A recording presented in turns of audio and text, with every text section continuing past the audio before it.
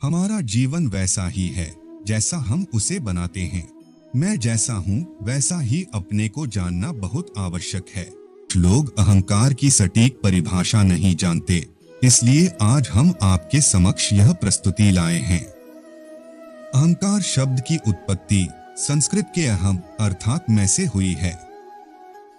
मैं में केंद्रित होने वाला व्यक्ति अहंकार रूपी रोग से ग्रस्त होता है। जब बच्चा जन्म लेता है तो उसके भीतर इस रोग के कोई अणु नहीं होते, लेकिन जैसे जैसे समय बीतता है वैसे वैसे बच्चे में अहंकार का भाव प्रबल होता जाता है।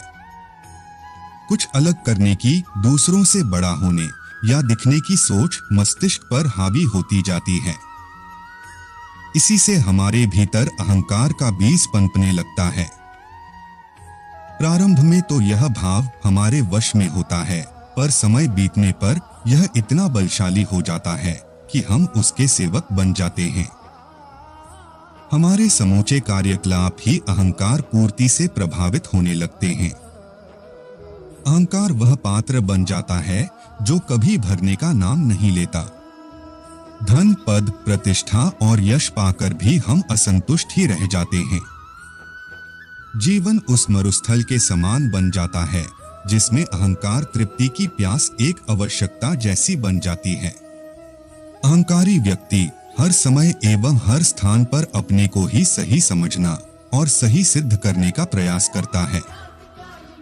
दूसरों की बातें ध्यान पूर्वक नहीं सुनना अथवा उसे महत्व न देना उसके स्वभाव का ही अंग है। अपने सभी निर्णय स्वयं न लेकर दूसरों को लेने देना, दूसरों के समक्ष अपनी लुभाने वाली अथवा उत्तेजित करने वाली छवि प्रस्तुत करना तथा अपनी वास्तविक छवि को मुखौटा लगाकर छुपाना। इसके अतिरिक्त सत्य एवं विश्वास से अधिक महत्व उपलब्धि को देना, अपनी कमियों और त्रुटियों के लिए दूसरों को दोष देना, अपनी असफलता के लिए स्वयं को जिम्मेदार न मानना तथा दूसरों पर शासन करना अथवा दूसरों को अपने पर शासन करने देना आदि लक्षण अहंकार के कारक हैं।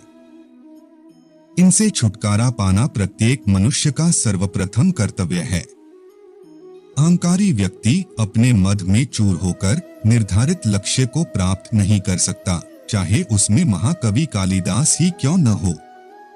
ऐसे ही एक प्राचीन कथा भी है। कालांतर में एक बार महाकवि कालिदास के मन में यह घमंड पैदा हो गया कि वे सभी विद्वानों में श्रेष्ठ हैं। राज दरबार में स्वयं की प्रतिभा के विषय में उनके एक समकालीन कवि ने चुनौती दी कि उन्हें तभी सर्वश्रेष्ठ कवि माना जाएगा जब वे मुझे पराजित कर देंगे।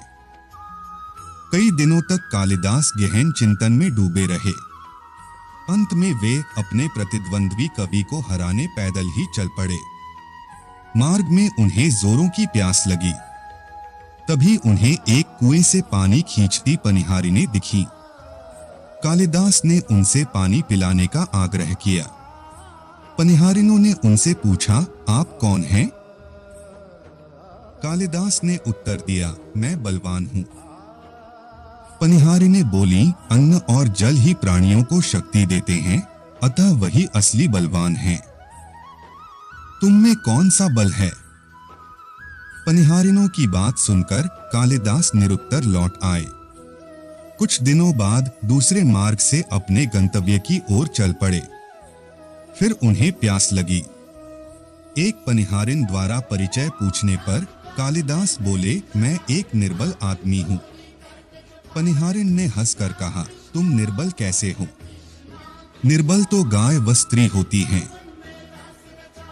यहां से भी कालिदास मौन होकर पुनः लौट आए। तीसरी बार वे मार्ग भटक गए और जंगल में बनी एक झोपड़ी में जा पहुंचे। वहां एक वृद्धा मिली। उसके द्वारा परिचय पूछने पर कालिदास बोले, मैं एक यात्री हूं। वृद्धा ने कहा, तुम यात्री कैसे हो? असली यात्री तो सूरज और चंदा हैं, जो कभी नहीं थकते।